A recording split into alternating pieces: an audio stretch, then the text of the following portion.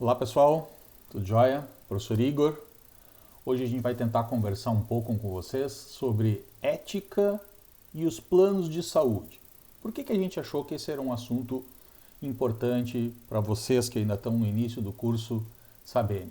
Porque faz parte da nossa prática cotidiana, envolve algumas situações éticas, vocês vão ver que eu vou tentar colocar para vocês alguns problemas que acontecem nas relações, né, entre os personagens, e um dia vocês vão estar atendendo por plano de saúde, muito provavelmente, alguns, talvez outros não, outros vão se dedicar unicamente à pesquisa ou vão se dedicar unicamente a atender pelo Sistema Único de Saúde, o nosso SUS, mas uma boa parte de vocês vai trabalhar em hospitais privados ou em clínica privada e vai acabar tendo que atender por plano de saúde. Então é interessante que vocês já vão criando toda uma cultura de pensar eticamente, mesmo quando estão atendendo através de planos de saúde. Pois bem, em 1957, ainda quando Juscelino Kubitschek era presidente, foram criados os conselhos, tanto o Conselho Federal de Medicina e logo depois, né, os conselhos regionais. Aqui botei o exemplo do Conselho Regional de Medicina aqui do Rio Grande do Sul.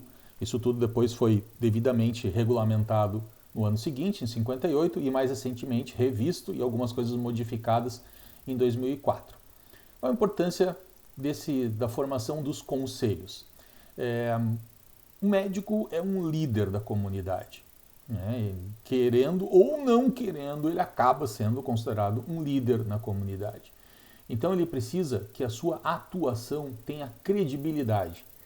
E os conselhos, tanto federal de medicina quanto regional, acabam dando essa credibilidade para a nossa atuação profissional, que regula algumas coisas, limita algumas coisas, nos dá alguns deveres, vocês, né, têm a deontologia para estudar os deveres, né, principalmente naquele livrinho lá chamado Código de Ética Médica, embora ele não seja exatamente um código de ética, e sim um código deontológico, né? Mas de qualquer maneira serve para dar mais credibilidade para a nossa atuação profissional.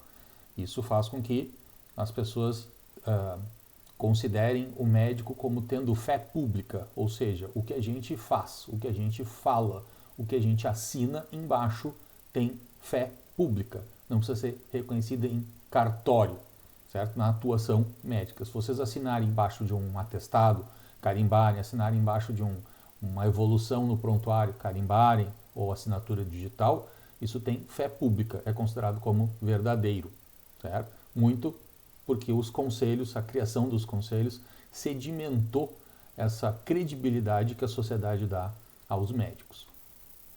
Pois bem, muito tempo depois, quase 40 anos depois, né, uma medida provisória criou a Agência Nacional de Saúde Suplementar. Aqui já tem uma sutileza implícita bastante interessante, que é o suplementar, né? Está suplementando o quê? Suplementando o Sistema Único de Saúde, suplementando o SUS. Isso quer dizer que, a partir do ano 2000, o diagnóstico de que o SUS era insuficiente, acho que esse talvez seja o termo mais adequado, insuficiente para atender a toda a população, se pensou o seguinte: vamos criar um sistema de saúde suplementar que dê um suporte suplementar ao SUS. Ficou legal, né? Suporte suplementar ao SUS. SUS. Porque não era possível o Estado, né, a União, bancar o SUS. O Sistema Único de Saúde é um plano de saúde fantástico. Ele não tem barreiras, ele não tem discriminações, mas da maneira como ele está idealizado, é muito caro, né, para a União. Então, se criou a possibilidade de existirem planos de saúde suplementares para aquelas pessoas que assim o desejassem. Né?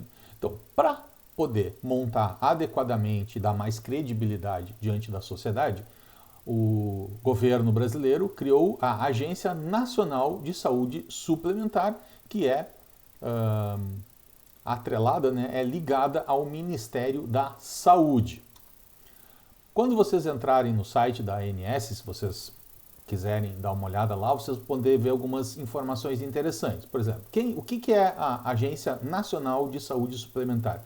É a agência reguladora, vinculada então ao Ministério da Saúde, responsável pelo setor de planos de saúde no Brasil, menos o SUS, né? O plano de saúde público, esse aqui são planos de saúde suplementares privados. A sede fica lá no Rio de Janeiro, tal, mas é relativamente tudo online, né? O que quer dizer uma agência reguladora? Ela serve para regular. E o que é essa regulação? De uma forma bem simplificada, como eles mesmos colocam aqui, né? A regulação pode ser entendida como um conjunto de medidas e ações do governo que envolvem a criação e normas, ou criação de normas, para controlar e fiscalizar os segmentos do mercado explorado por empresas privadas para assegurar o interesse público.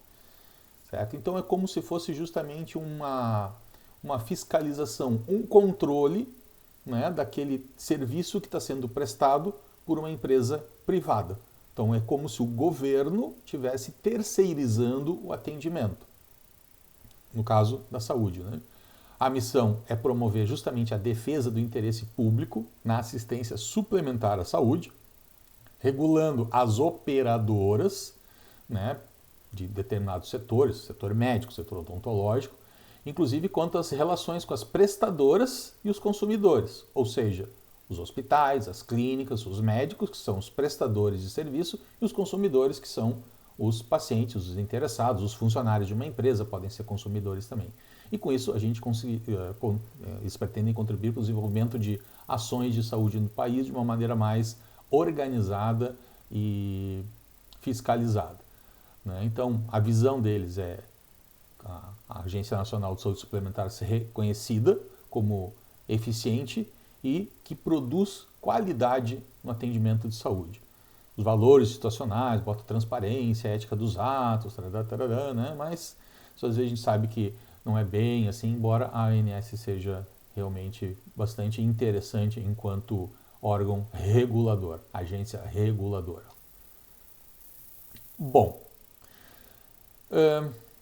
como vocês viram ali, a ANS ela serve para regular não apenas as operadoras, mas também os prestadores de serviço, médicos, clínicas, hospitais, laboratórios, né? E também os consumidores finais, que são os pacientes, os interessados. E para isso, obviamente, a gente pode cair em 3 esferas de atuação, né? Para vocês verem que a coisa é um pouquinho mais complexa. A gente vai ter a esfera, vamos pegar uma canetinha aqui, a esfera federal, de uma certa maneira, e regulamentando, fiscalizando a ordem pública, a lei, né?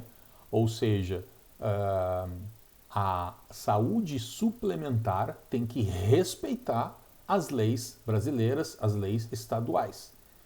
Certo? Então a gente tem uma esfera federal, a gente tem uma esfera estadual, né, que serve então para regulamentar a relação dessas operadoras, desses prestadores de serviços, até dos próprios consumidores, né, regular isso dentro da lei constitucional, dentro da lei maior, que é a lei federal, as leis federais, depois a gente tem algumas leis estaduais. Então vejam que é uma relação bem complexa.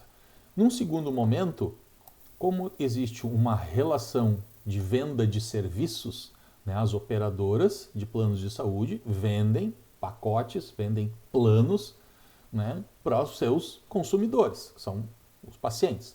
Então, existe uma relação também de consumo dos pacientes com as operadoras. Da mesma forma, das operadoras com os prestadores de serviço. É uma relação comercial. As operadoras são intermediárias, são organizadoras do sistema de saúde. Por isso, algumas vezes a gente vai ter o PROCON estadual e o PROCON municipal atuando em algumas situações. Aumentos abusivos, essas coisas assim, né, de mensalidade. E depois a gente tem uma outra esfera reguladora, que é a vigilância sanitária, tanto na esfera federal, quanto na esfera estadual, quanto na esfera municipal. Essa CGVS é a Coordenadoria Geral da Vigilância Sanitária do município de Porto Alegre, por exemplo. Por quê? A vigilância sanitária é que vai dar aquelas regrinhas mais básicas, mais diretas, do tipo, medicações precisam ser acondicionadas, algumas em geladeira, tal, a tantos graus centígrados, esse tipo de regulamentação. Material biológico precisa ser descartado de determinada maneira, né? Descartes de agulhas precisam ser descartados de determinada maneira. Quem dá todo esse detalhamento é a vigilância sanitária, criando então regras de atuação, não só dos médicos, mas também dos prestadores de serviços, né, dos laboratórios, dos hospitais, criando então uma relação transparente, aberta e organizada, muitas vezes até protocolar, certo? Então veja que a gente tem uma esfera meio criminal, né? Se os médicos fizerem alguma coisa errada, eles vão responder na lei, na justiça comum, tanto na Polícia Federal como em relação ao Ministério Público. A gente tem aqui então uma esfera, vamos botar assim, criminal, a gente tem uma esfera comercial e a gente tem também uma atuação na esfera, nem sei que esfera é essa aqui, de vigilância sanitária, vamos botar assim, de regulamentação da atuação médica, né? Então existem regrinhas, por exemplo, você já deve ter entrado em alguns hospitais e viram que no rodapé, né, não é mais o rodapé 90 graus, é um rodapé ondulado, né? Em vários hospitais a gente observa isso. Por quê? Porque aquilo ali facilita a limpeza e assim não tem acúmulo de resíduos, ou poeira, ou micróbios, bactérias, enfim, né? Então, isso é uma das coisas, por exemplo, que a vigilância sanitária vai olhar nos hospitais. Se vocês construírem um hospital, vocês vão ver que vai ter essa exigência. E assim regulamenta todas as nossas ações e atuações. É bastante complexo. Mas com o tempo a gente vai trabalhando tal e a gente vai pegando a malandragem. Vai pegando o protocolo, digamos assim. Não se assustem. São muitos detalhes para a gente ser médico, muito sérios, né? Mas se a gente fizer a coisa certa, estiver bem intencionado e seguir as regras, tudo funciona perfeitamente bem. E com o tempo, a atuação de vocês em relação a essas regrinhas todas ficam muito automatizadas e a gente acaba tirando de letra. Mas no início, realmente, é muita informação. Vamos adiante. Vamos ver então os planos de saúde. Como disse para vocês, é plano de saúde suplementar. Serve para suplementar a atuação do Sistema Único de Saúde, porque o Sistema Único de Saúde é insuficiente para os 220 milhões de brasileiros, certo? Não só em termos de atendimento ambulatorial, mas também em termos de internações, em termos de exames, exames especializados, procedimentos. Então, os planos de saúde entram para cobrir uma parcela da população que não está devidamente coberta pelo SUS, certo? Vamos adiante. Segundo essa norma regulamentadora da Agência Nacional de Saúde, a gente pode ter um plano de saúde que administra, é uma administradora. Isso são empresas que administram exclusivamente planos de assistência à saúde financiados pelo contratante e que não possuem risco decorrente da operação desses planos e nem possuem rede própria, nem rede credenciada, nem rede referenciada de serviços médicos hospitalares. Eles só simplesmente administram os planos de saúde. Então daqui a pouco tem lá, eu vou botar um nome de uma empresa fictícia aí, né? A Saúdex. A Saúdex, ela pega e junta lá um plano do Bradesco, um plano da Unimed, um plano do Golden Cross, e ela administra isso, por exemplo, para uma empresa. Então, em determinado momento, tu vai estar tendo atendimento do Saúde Bradesco, em determinado momento vai ter atendimento da Unimed, em determinado momento atendimento da Golden Cross. Então, é uma administradora de serviços médico-hospitalares. Algumas vezes, essas administradoras elas atuam diretamente. Por exemplo, se não tem cobertura para um determinado procedimento, tu vai lá, faz o procedimento, paga o procedimento e depois a administradora pode te ressarcir, certo? Alguns planos de saúde funcionam dessa maneira. O que a gente costuma ver com bastante frequência são as cooperativas médicas, né? Que é uma sociedade de pessoas. A sociedade em si não tem fim lucrativo, mas obviamente ela serve para que os associados tenham lucro, tenham seu ganho, né? Então, existe uma lei regulamentadora para isso, que é de 1971, relativamente antiga, e que opera, então, planos privados de assistência à saúde. Então, são cooperativas. Por exemplo, a gente tem a Unimed. A Unimed é uma cooperativa de médicos e de pessoas físicas, médicos, e pessoas jurídicas, ou seja, empresas também médicas, para ter, então, um atendimento suplementar à saúde. Então, de novo, essa sociedade não tem fim lucrativo, mas as pessoas que fazem parte da sociedade se juntam, né, para poder ter o seu ganha-pão. Tanto que, por exemplo, na Unimed, no final do ano, as sobras, quem decide o que vai acontecer com as sobras, os lucros, pagaram tudo que tinha que pagar, pagaram dívida, pagaram conta, pagaram os prestadores de serviços, que são os médicos, clínicas, laboratórios e tal, sobrou dinheiro. O que se faz com essa sobra? Quem define isso é uma assembleia dos sócios. Né? A recomendação, de acordo com o estatuto, por exemplo, da Unimed, é que uma parte disso seja investido na própria cooperativa e uma parte seja distribuída entre os associados. Então, uma pessoa que entra numa cooperativa médica, se tiver lucro no final do ano, ela ganha um extra, de acordo com o que ela produziu, obviamente, e se tiver prejuízo, ela paga um extra, né, de acordo com o que ela produziria também. E a gente tem também as autogestões. Então, algumas entidades conseguem operar serviços de assistência à saúde, né, ou empresas, né, por intermédio de departamentos de recursos humanos. Então, o próprio RH, o DRH, no Departamento de Recursos Humanos, acaba se responsabilizando pelo plano de previdência e saúde. Esse é outro típico caso de ressarcimento. Tu quer consultar com um determinado médico, eles vão te dizer assim, olha, a gente consegue te ressarcir, sei lá, X reais. Tu vai lá no médico, é X mais um, bom, a empresa, a autogestão, o RH vai te ressarcir X. O outro 1 fica por tua conta, certo? Isso pode ser destinado tanto a empregados ativos, aposentados, pensionistas, ex-empregados e até a grupos familiares, né? Dependentes. Então, muitas vezes funcionam dessa maneira. Então, a gente tem esses três níveis, digamos assim, de operadores de plano de saúde. Uma administradora, uma cooperativa médica e as autogestões. Por exemplo, aqui no estado do Rio Grande do Sul, a gente tem o Instituto de Previdência do Estado do Rio Grande do Sul, que é o IP, né? Conhece por IP, o IPERGS. É uma autogestão do Estado do Rio Grande do Sul, destinado aos funcionários públicos estaduais. Isso a gente chama um sistema de autogestão. Então, o próprio Estado acaba gerenciando os seus funcionários, né, os concursados, enfim, que têm direito legal, a consultarem uma rede credenciada própria do IP. Né? Então o RH dá um jeito, chega lá no IP e quer, eu preciso de um cardiologista. Tem uma listinha aqui, escolhe um desses, que aí tu pode consultar e o IP te ajuda a pagar uma parte da consulta. Então, por exemplo, se a consulta é R$ 100, o IP paga 70 e tu entra com R$ 30. Né? É um plano de saúde suplementar autogerido. Bom, dentro ainda dos planos de saúde, tem algumas entidades que fazem filantropia, ou seja, elas não têm fim lucrativo, mas elas operam planos privados de assistência à saúde e tiveram todo um certificado de liberação para poder funcionar. Né?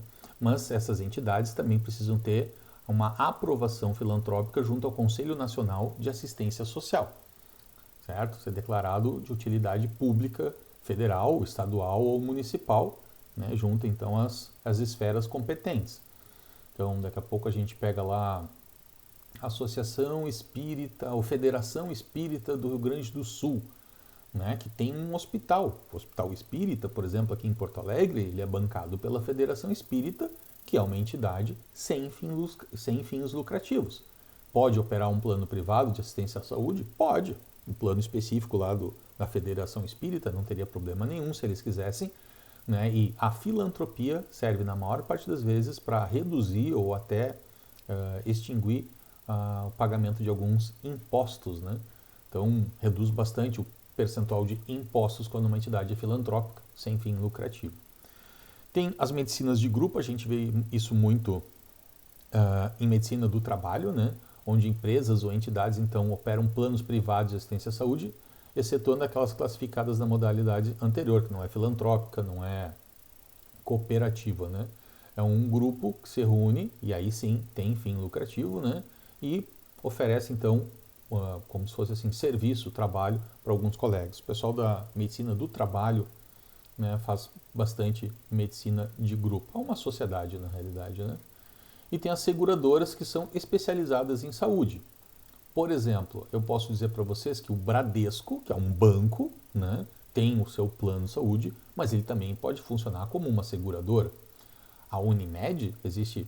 A Unimed não é uma empresa só, tá? A Unimed são várias empresas dentro de uma rede. Então a gente tem a Unimed Porto Alegre, Unimed Planalto Central, Unimed Litoral, Unimed Região Oeste, Unimed Vale do Taquari, Unimed São Paulo, Unimed Rio, Unimed Pelotas, são diferentes empresas que funcionam praticamente do mesmo jeito e são uma coopera com a outra. Uma pessoa de Pelotas pode consultar em Porto Alegre, uma pessoa de Porto Alegre pode consultar em São Paulo, não tem problema nenhum. Num esquema de intercâmbio. Mas a Unimed também tem uma seguradora.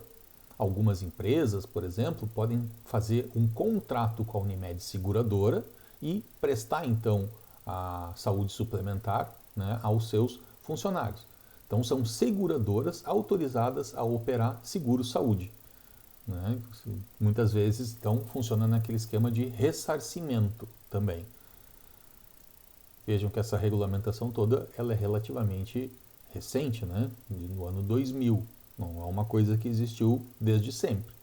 Então, geralmente os primeiros 5 a 10 anos, existe todo um ajuste de funcionamento. E hoje eu posso dizer para vocês que a regulamentação da Agência Nacional de Saúde Suplementar está bem madura e bem atuante. Bom, para vocês terem uma ideia da importância dos planos de saúde suplementar no Brasil, aqui a gente tem um gráfico desde dezembro do ano 2000 até março de 2019, certo? Eu botei até dezembro, mas é até março. Vejam que houve um aumento de quase 52% do número de beneficiários nos planos de saúde suplementar. Teve um acréscimo maior ali em 2014, depois caiu um pouco, mas hoje a gente tem aqui 47 milhões de pessoas. No Brasil nós somos em torno de 220 milhões de habitantes. 47, vamos pegar aqui a calculadora, porque não é o meu forte, né? Conta 47 dividido por 220. Então vejam, os planos de saúde suplementar dão cobertura a cerca de 20% da população brasileira.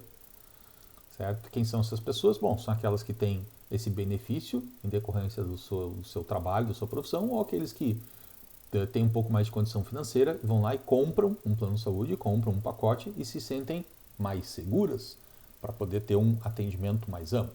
Essas pessoas têm o direito de serem atendidas no SUS, certo? Se daqui a pouco, sei lá, dá um acidente, a pessoa é atendida lá no hospital de pronto-socorro, que é um hospital totalmente SUS, não tem nada de privado, hospital municipal. Né? Ela tem o direito de ser atendida ali também. Não quer dizer que ela vai ser só atendida pelas prestadoras de serviços do plano. Ela também pode ser atendida no SUS. Mas, de modo geral, 20% da população tem atendimento, então, por planos de saúde. Relativamente um número considerável, enquanto que 80% da população é atendida ou pelo SUS ou por vias privadas, né? Vamos adiante. Aqui estão dois gráficos, né? Aqui é o atendimento médico completo e aqui só de atendimento odontológico, né? Tem planos de saúde odontológica que vem crescendo. Isso provavelmente mostra, evidencia só que realmente os planos, os tratamentos odontológicos estão bastante caros, né? As pessoas acreditam que pagar um pouquinho por mês, né, sai mais em conta do que, sei lá, botar um dente de vez em quando, sai bem mais caro. Vamos adiante. Aqui outras informações, né? Aqui só para vocês terem uma ideia, né, de que são as operadoras. Aqui em março de 2019, a gente tem em torno de operadoras em atividade 1.219. Talvez tenha mais algumas de lá para cá, né? Mais de um ano e meio, provavelmente. Vamos botar em torno de 1.200, 1.300 operadoras de saúde funcionando, ativas, legais, né? Legalmente funcionando no Brasil. Ou seja, bastante, né, gente? Vejam que algumas às vezes têm os seus contratos cancelados, deixam de existir, entram em falência, não cumprem exatamente as regulamentações e acabam sendo então canceladas, mas enquanto cancelam algumas, se registram outras, né? Então o número tem se mantido mais ou menos estável ao redor de 1.200 operadoras no Brasil. Bastante, né? Mas é um mercado de 47 milhões de pessoas, né?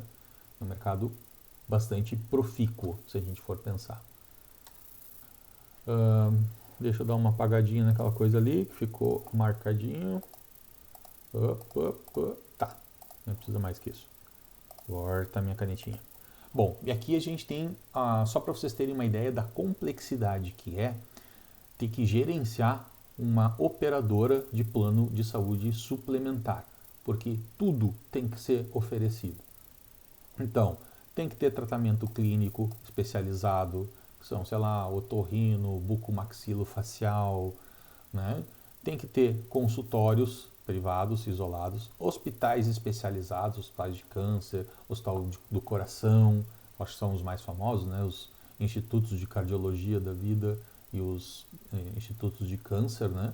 Mas daqui a pouco o Instituto do Cérebro, por que não, né? A gente tem lá na PUC o Instituto do Cérebro. Hospitais gerais, onde a gente tem de tudo, policlínicas, né, onde tem várias especialidades, pronto-socorro especializado, por exemplo, traumatológico, pronto-socorro geral, unidades de serviço de apoio ao diagnóstico e terapia. Isso aqui são os laboratórios e algumas clínicas que operam alguns tratamentos bem específicos, como químio, radioterapia, por exemplo. E aqui a gente tem um número de operadoras total em março de 2019. Vejam que não é pouco, são 257 mil operadores. Aqui a gente está falando só em pessoa jurídica, a gente nem está falando de pessoa física aqui, né? São só pessoas jurídicas, ou seja, realmente, né, bastante gente aí, ou bastante empresa para ser gerenciada pelas 1.200 operadoras ali, né, de modo geral. Bom, tendo esse panorama amplo dos planos de saúde suplementar, um pouco da realidade do Brasil, que a gente não é exatamente especialista nisso, né, mas eu trabalho com alguns planos de saúde, então eu acho que a gente pode tentar passar para vocês a nossa experiência. Quando a gente fala em relações éticas, a gente muitas vezes pensa numa rede envolvendo médico e paciente. Então, o tradicional, né, é ter um médico e a sua relação com o paciente. A relação médico-paciente e todas as questões éticas envolvendo um médico e o paciente. Então, esses são dois dos personagens, talvez os mais importantes, os centrais, nessa abordagem das relações éticas entre esses vários personagens, como está sugerido aqui nessa figura, né? Tem personagem B, personagem C. Então, central, a relação médico-paciente. Isso continua sendo o mais importante. Se tu tiveres uma boa relação com o teu paciente, agir dentro da ética, agir de modo transparente, agir dentro dos princípios éticos, né? Não maleficência, beneficência. O que vai acontecer? Esse vínculo vai ser forte e tudo pode ser resolvido de uma maneira amigável. Se a gente cometer algum tipo de erro, algum tipo de engano, tudo pode ser resolvido de uma maneira amigável. Uma relação médico-paciente ruim acaba resultando algumas vezes em, sei lá, processos, né, ou desavenças com os pacientes. Então, a gente sabe que cada um de vocês tem a sua personalidade, cada um de vocês tem a sua bagagem cultural, a sua bagagem de educação, né? Os pacientes também têm as suas personalidades, as suas bagagens todas. E essa relação médico-paciente, ela já é por si só extremamente complexa, né? Muitas vezes nós como médicos, como agentes de saúde, da promoção de saúde, a gente tem que se moldar à cultura e à realidade do paciente. Não é ordem isso, não é necessariamente uma ordem, mas facilita muito se a gente, né, se adequar à realidade do paciente, ou tentar falar a língua do paciente, ou tentar se colocar no lugar do paciente. A empatia continua sendo talvez uma das principais ferramentas na consolidação da relação médico-paciente. Então aqui tem uma relação ética forte, tem uma relação ética bastante robusta e que às vezes pode ser abalada, tanto por questões da atuação profissional nossa, quanto muitas vezes por questões até do paciente. Nem sempre o médico é culpado, muitas vezes o paciente é o culpado, né? Bom, imaginem que aí a gente vai começar a colocar um outro personagem. Por exemplo, um outro médico que encaminhou o paciente para mim. Né? Sei lá, um dermatologista que encaminhou um paciente para um psiquiatra. Então, aí é outra coisa que vocês vão ver na deontologia, porque existem algumas regrinhas básicas na relação médico-médico. Existe toda uma organização deontológica na relação médico-médico. O médico sempre tem que conversar com outro médico, passar o caso, algumas vezes tem que passar o plantão, não pode abandonar um plantão antes de chegar um colega, tem que haver essa passagem de plantão. Né? Quando a gente faz o encaminhamento, não é assim, ao psiquiatra. Não, conta o que é, facilita a vida da próxima pessoa. É uma relação de bom senso. Mas vejam, já tem um outro personagem entrando aqui e implica nas relações éticas médico-médico e do médico que encaminhou com o paciente. Aqui a gente poderia pensar também, mais modernamente, né, no que a gente chama de telemedicina.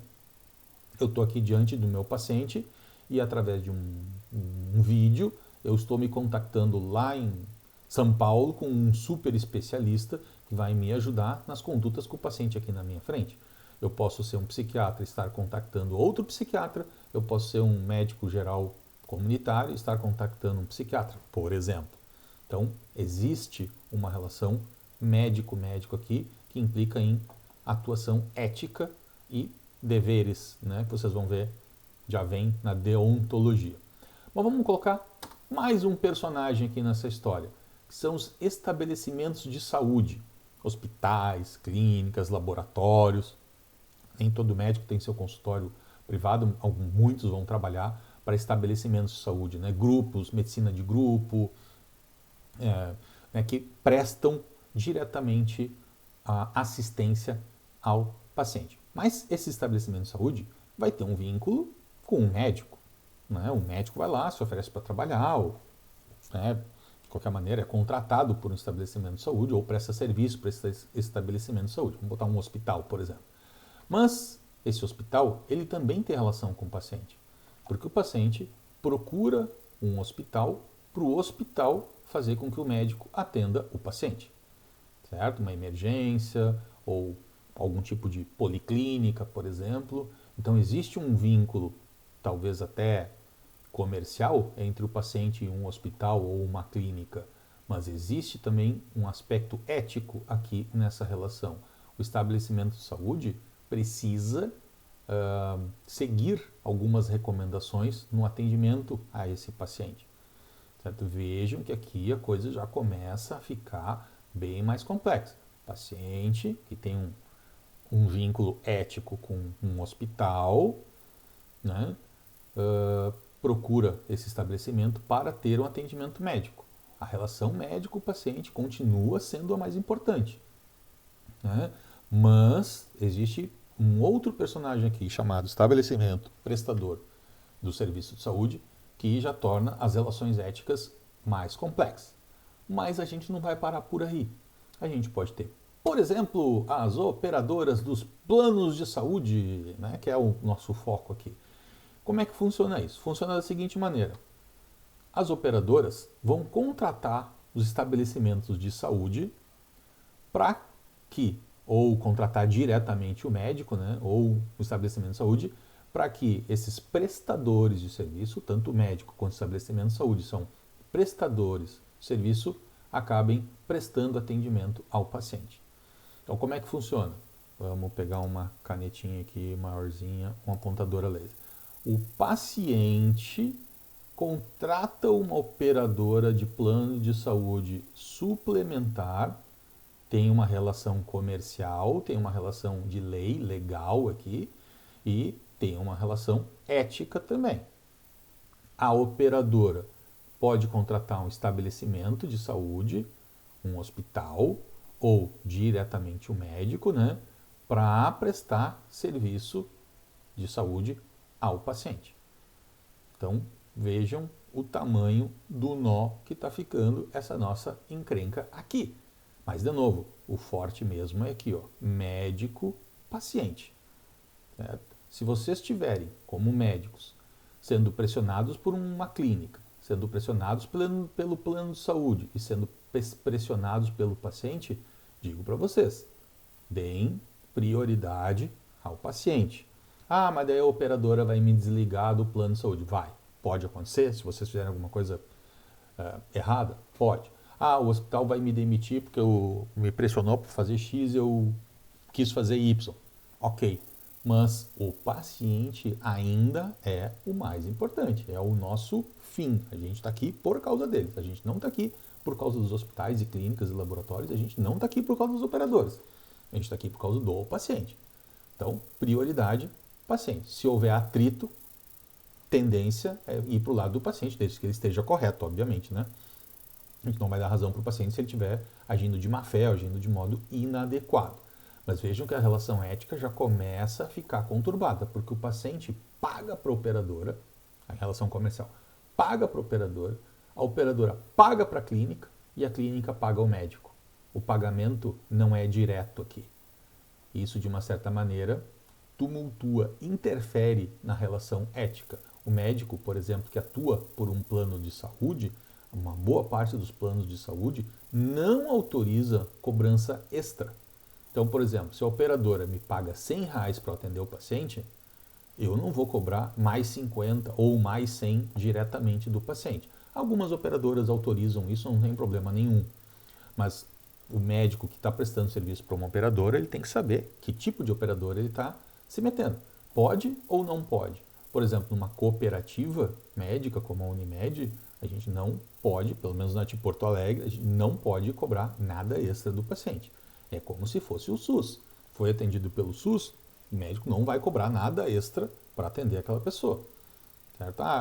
No SUS eu venho aqui todos os dias e fico aqui 15 minutos vendo o paciente na internação, mas se ele me pagar o extra, eu venho 3 vezes por dia. Não pode. Está sendo atendido no SUS, está sendo atendido no SUS. Está sendo atendido por algumas operadoras, vejam as regras, mas de modo geral não pode cobrar extra.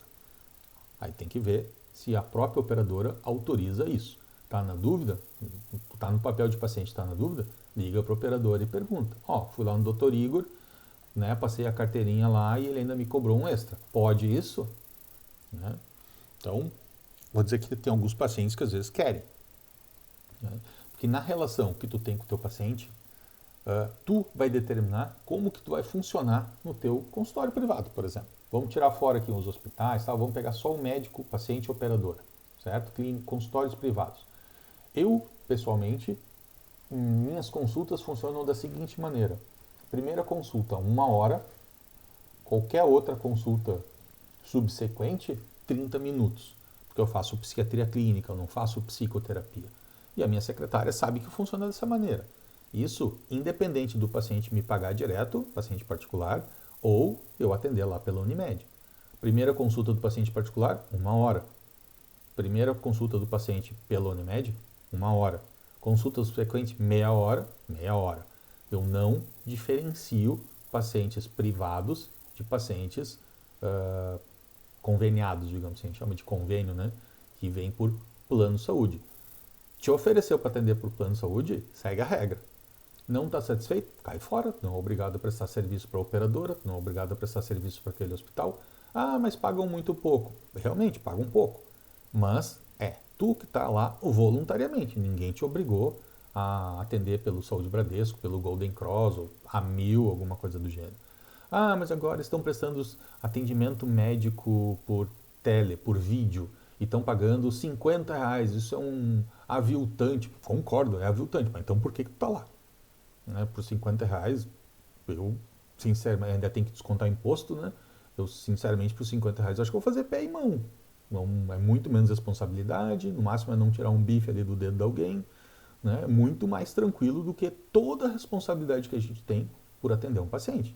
E não é pouco essa responsabilidade, né? Todo o cabedal de conhecimento que vocês estão adquirindo e vão armazenar e vão incrementar, inclusive, tem um preço, né? Tanto para a operadora quanto para o paciente.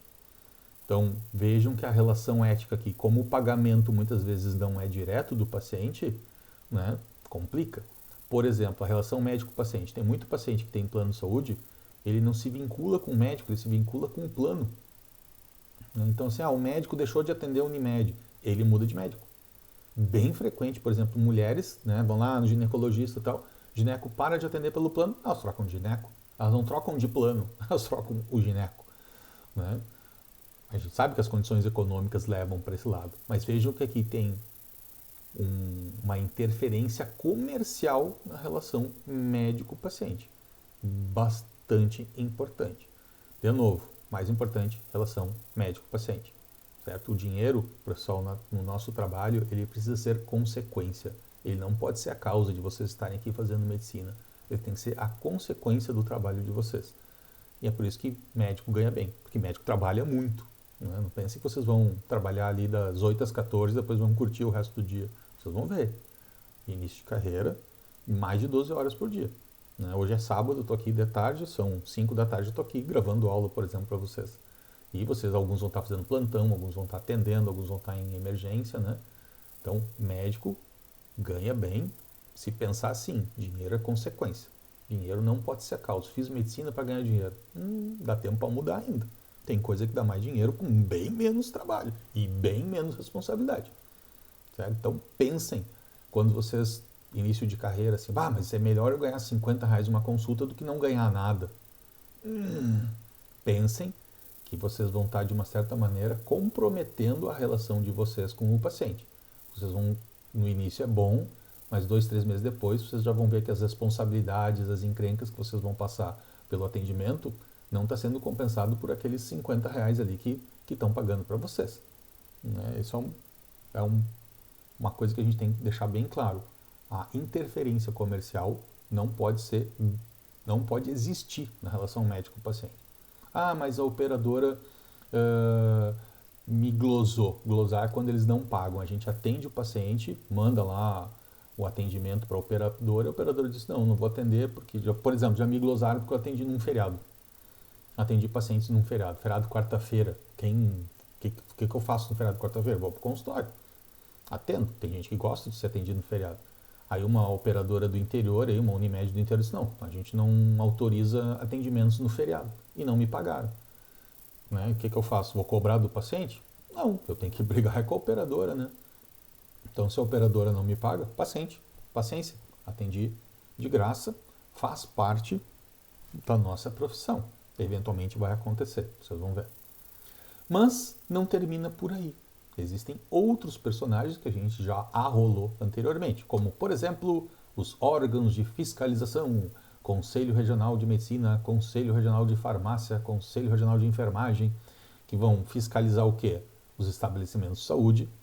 A gente vai também ser fiscalizado, de uma certa maneira o CRM serve para nos fiscalizar, e muitas vezes, se tiver algum tipo de relação com o paciente, é paciente denunciando nos órgãos de fiscalização, e esses órgãos, então, indo verificar se o atendimento médico seguiu os preceitos éticos e se o estabelecimento de saúde, por exemplo, tem condições. Um médico também pode denunciar se o hospital, o posto de saúde não tem condições de funcionar. É responsabilidade do médico denunciar ao conselho ou até o sindicato médico, mas mais o conselho, para o conselho ir lá verificar se aquele estabelecimento tem ou não tem condições de saúde. Não tem condições de atendimento de saúde? Fecha. Certo? Então, tanto o médico pode usar o órgão de fiscalização a seu favor, como ele também vai ser fiscalizado. O paciente não vai ser fiscalizado pelo órgão de fiscalização. Aqui é uma questão só de denúncia, certo? É a mesma coisa, estabelecimento de saúde, um hospital, uma clínica, pode denunciar um médico que está agindo de má fé? Pode, não tem problema nenhum. Então, conselhos, por exemplo, servem para isso. Vejam que aqui já começa a ficar um emaranhado nessa relação médico-paciente. Olha quanta gente interferindo na relação com o meu paciente. E para piorar, a gente tem essas agências reguladoras, como a ANS, né? Agência Nacional de Saúde Suplementar, como a Anvisa, da Vigilância Sanitária, né? Então, a agência reguladora vai, de uma certa maneira, organizar, especificar o que as operadoras têm que fazer, os planos de saúde têm que fazer, mas, ao mesmo tempo, né, os pacientes podem, de uma certa maneira, ir atrás das agências reguladoras e denunciar um mau funcionamento.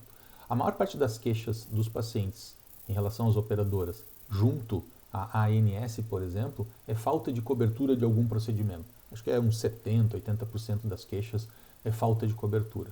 Então, um paciente quer fazer determinado procedimento no joelho, aí vai lá, pede autorização para a operadora, a gente não cobre isso. Isso é falta de cobertura.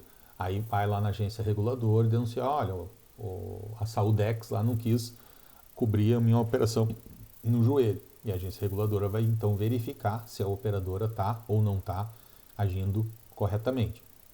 Vejam que, de uma certa maneira, isso também vai interferir aqui na relação médico-paciente, né? Porque se a operadora tem que respeitar essas regras, ela vai ter que agir eticamente ou legalmente com o médico. Certo? Veja que a agência reguladora não atua diretamente com o médico, mas o médico pode sim denunciar coisas na agência reguladora. Bueno, só voltando ali um pouquinho, só para vocês fixarem, é um emaranhado. Se fosse só o médico e o paciente, ia ser muito mais tranquilo. Mas isso aqui é a nossa realidade, certo? E eu nem botei os familiares aqui, né? Por exemplo, paciente pediátrico, e o familiar é que vai pagar a consulta. Dava para desenhar os familiares aqui do lado ainda, implicando uma interferência ainda maior aqui na relação médico-paciente. Vamos ver alguns aspectos, então, do que tem lá no Código de Ética Médica, embora vocês talvez vão ver, mas acho que não tão especificamente para planos de saúde, né, lá na aula de deontologia.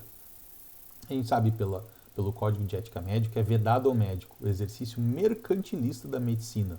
Eu só te atendo se tu me pagar. Claro, tudo tem um limite, né? O paciente lá foi 20 vezes no teu consultório e sempre diz que vai pagar, e não paga, algum momento vai chegar e vai falar, agora não vai dar mais, né? Eu já te atendi um ano inteiro de graça, agora vamos ver o que a gente pode fazer aí, né? Ou vou te encaminhar para um atendimento público onde tu possa, então, fazer jus às tuas capacidades financeiras, né? Mas, a princípio, medicina não é comércio, a gente não está vendendo o nosso serviço, né? A gente está tentando fazer as pessoas ficarem bem, felizes e saudáveis.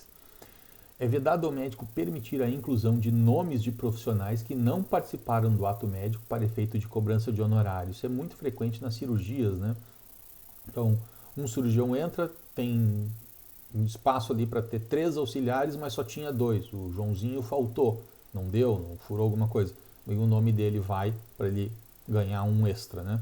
Então, isso também é errado. Tudo aquilo que piscar o sensor aranha de vocês, assim, putz, esse negócio não está certo. Provavelmente não está certo mesmo. Certo? O bom senso é que vai mostrar se está certo ou não está certo. Então, aqui só para dar alguns exemplos, né, de como o Código de Ética tem coisas em relação aos planos de saúde que se adaptam, né, à atuação médica diante dos planos de saúde, né. Tem uma resolução do Conselho Federal de Medicina dizendo o seguinte: as empresas que atuam sob a forma de prestação direta ou intermediação de serviços médicos, as operadoras, devem estar registradas nos Conselhos Regionais de Medicina. Então, se vocês quiserem montar uma sociedade, uma clínica, por exemplo, medicina de grupo, de medicina do trabalho. Vamos montar o trabalho a médio lá, né? Vamos montar lá um monte de gente e vamos botar o trabalho a médio para fazer perícias e exames laborais. Essa empresa vai ter que estar registrada no Conselho Regional de Medicina e vai ter que ter nomeado um diretor técnico, que vai ser o responsável técnico pela empresa. Então, né, se a empresa é daqui, tem que estar registrada aqui no Conselho Regional de Medicina do Rio Grande do Sul. Deve respeitar a autonomia profissional dos médicos, efetuando os pagamentos diretamente aos mesmos e sem sujeitá-los a quaisquer restrições. Quando a gente entra para uma operadora, para uma prestadora dessas, a gente sabe exatamente no que a gente está se metendo. Então a gente assina um contrato só, a gente pode isso, a gente pode aquilo, os reajustes vão ser de tanto em tanto tempo. Tem uma série de regrinhas quando a gente atende por um plano de saúde, né? As pessoas não leem, mas existe. Nos contratos deve constar explicitamente a forma atual de reajuste, submetendo as suas tabelas à apreciação do Conselho Regional de Medicina do estado onde atuem. Então a Unimed não pode simplesmente dizer, vou te pagar R$50 aí e era isso. Agora com a pandemia, a Unimed aqui de Porto Alegre lançou uma plataforma para fazer telemedicina. Eu não entrei nessa, achei uma plataforma, não se adaptou ao meu esquema de funcionamento. Mas de qualquer maneira, logo que eles lançaram a plataforma, a ideia é que eles pagassem, ao invés dos R$100 em média mais ou menos, que hoje a Unimed paga uma consulta, eles queriam pagar R$70, uma consulta por telemedicina.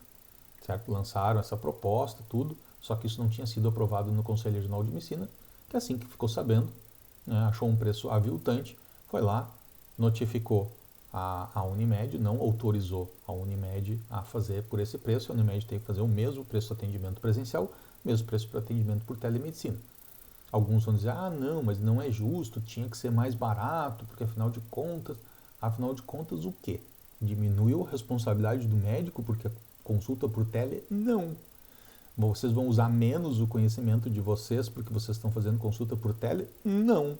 Então por que tem que ser mais barato? Porque o médico não precisa de toda uma estrutura. Como não precisa de toda uma estrutura? Tem que ter mais estrutura ainda, né? Tem que ter uma internet que não cai, tem que ter prontuário eletrônico. Então assim, não é tão simples. Tem que ter um registro no conselho e passar pela autorização do conselho. O conselho vai dizer, não, esse preço está aviltante. Não, os médicos não vão trabalhar por esse valor e aí ela não dá o alvará, não libera, né? O sigilo médico deve continuar existindo mesmo na relação do médico com a operadora. Né? Então, se a operadora disser assim, a gente precisa saber o diagnóstico do paciente para autorizar o procedimento. Bom, o que a gente deve fazer? Eu não vou dar o diagnóstico, porque é uma questão de sigilo médico. Eu não posso quebrar o sigilo nem com a operadora. Então, eu vou conversar com o paciente e a operadora está exigindo que eu dê o diagnóstico para liberar lá o procedimento. Tu autoriza que eu dê? Autorizou, tudo bem, a gente pode dar.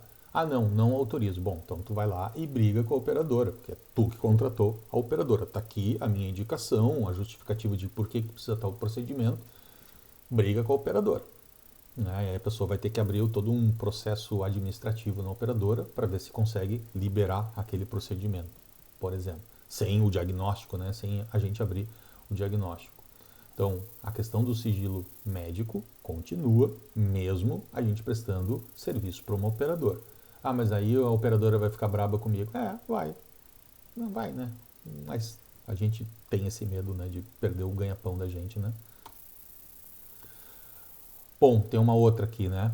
As coberturas obrigatórias, né? As empresas de seguro-saúde, medicina de grupo, cooperativa, que atuem sob forma de prestação direta ou intermediação de serviços médicos hospitalares, estão obrigadas a garantir atendimento de todas as enfermidades que estão arroladas na CID, Classificação Internacional das Doenças, que é um livro, né, da Organização Mundial de Saúde. Toda e qualquer doença que esteja ali arrolada, os planos de saúde têm que cobrir, tem que não pode dizer assim, tu tem AIDS, nós não cobrimos quem tem AIDS, certo? Então tem que cobrir todas as patologias que estão ali listadas. Eu vou dizer, olha, praticamente quase tudo. Outra coisa interessante é que os planos de saúde eles têm que seguir um rol de procedimentos que a Anvisa, Agência Nacional de Vigilância Sanitária, libera, certo? Então eles têm que oferecer tudo o que tiver nesse rol. Aqui eu peguei da página da Anvisa, né? Tudo que tiver nesse rol, a Anvisa tem que oferecer. Né? Daí tem lá, explica como é que é atualizado o rol, vou mostrar para vocês, tem a fluxo de etapa, o cronograma, quando tem as reuniões, como é que tu pode participar de uma reunião, né? E se os procedimentos estão ou não estão na lista. Né? Essa lista chamam de TUS, que é a Terminologia Unificada de Saúde Suplementar. Então tem nomes bem específicos, né? Vou mostrar uns exemplos para vocês daqui a pouquinho. Então, além disso, eu só, como operadora, eu só preciso pagar se tiver no rol. Se não tiver no rol, não preciso oferecer, né, para os prestadores de serviço. O plano de saúde não precisa pagar se não tiver nesse rol da Anvisa. Então aqui, por exemplo, volta. Aqui. Então aqui, por exemplo, quando a gente tem uma proposta, né, de algum tipo de procedimento que a gente quer incluir nesse rol de procedimentos e tal. Então, olha o tamanho da encrenca. O proponente tem que ser uma pessoa, né, com status ok para poder propor. O tipo de proposta, a tecnologia, a indicação de uso, delimitação da população-alvo, que tipo de população, descrição do problema de saúde, até que outras alternativas tecnológicas existem, que benefícios clínicos vai ter, se tem registro na Anvisa, registra na Anvisa e depois pede para entrar no rol. Né? Tem que ter comprovação na tabela profissional, tem que estar no rol, tem que estar no TUS, capacidade técnica instalada, o local tem que ter, né? Avaliação econômica, se é caro, se é mais barato, já tem alguma coisa mais barata, análise de impacto orçamentário, um parecer técnico científico, que as associações são solicitadas, Associação Brasileira de Traumato, Associação Brasileira de Nefro, né, emitem pareceres sobre esse novo procedimento, fazendo revisões sistemáticas, se existem textos completos de artigos e referências bibliográficas. Veja que não é uma coisa tão simples de a gente colocar um procedimento, né, ser aprovado no rol, e isso leva em torno de uns 2 anos para acontecer. Aí tem todo um fluxo de informações que precisa seguir até ser aprovado e entrar no rol. Aqui, por exemplo, tem uma atualização, né, de novos procedimentos de 2018. Botei aqui só para dar um exemplo. Né? Então tem lá, pesquisa de mutação com DUT, não sei nem o que é isso aqui, né? Angio-ressonância magnética arterial de membro inferior, angiotomografia arterial de membro inferior, aquaporina 4, pesquisa ou dosagem de aquaporina, elastografia hepática. Tudo isso aqui que vocês estão vendo, esses nomezinhos complexos aqui, são TUS, as terminologias unificadas. Radiação para crosslink corneano, toxoplasmose, pesquisa em líquido amniótico. Então aqui tinha os procedimentos ambulatoriais novos que foram incorporados ao rol, e aqui procedimentos hospitalares que foram incorporados em 2018. Laparoscopia, refluxo vésico-ureteral, né? Só para vocês terem uma ideia de como é que a coisa funciona. Né? Agora, mais recentemente, vocês devem ter visto essa bronca que está tendo aí, né? A Anvisa determinou que todos os planos de saúde, a Agência Nacional de Saúde determinou que todos os planos de saúde fizessem sorologia, né? Os planos de saúde, alguns entraram com recurso, porque é caro, né? Não pode aumentar o preço da mensalidade e tem que incluir. E é todo mundo querendo fazer, né? Então eles brigaram para ganhar um tempo, provavelmente, né? Mas agora, hoje é dia 15, eu estou aqui gravando essa aula no dia 15, no dia 13 de agosto, né? Então o Supremo autorizou, na realidade determinou, né, a pedido da Agência Nacional de Saúde, que os planos de saúde, então, deem cobertura para a realização dos exames para Covid-19 sorológico, né, aquele do IgG e IgM, né? Ou seja, os planos de saúde já vão ter que arcar com esse custo aí, né? E era isso, pessoal. Vejam como as relações éticas complicam quando a gente tem uma outra fonte pagadora, né? Plano de saúde é uma questão necessária, porque senão o SUS não dá conta. Algumas pessoas precisam prestar esse serviço para os planos de saúde, mas as relações éticas entre médico e paciente sofrem um abalo. Cuidem, porque isso vai fazer parte da prática profissional de vocês. Né? A gente talvez complemente um pouco essa aula com a judicialização da medicina, né? Não digo a comercialização, mas sim a judicialização da medicina. Então, um abraço a todos, até a próxima aula.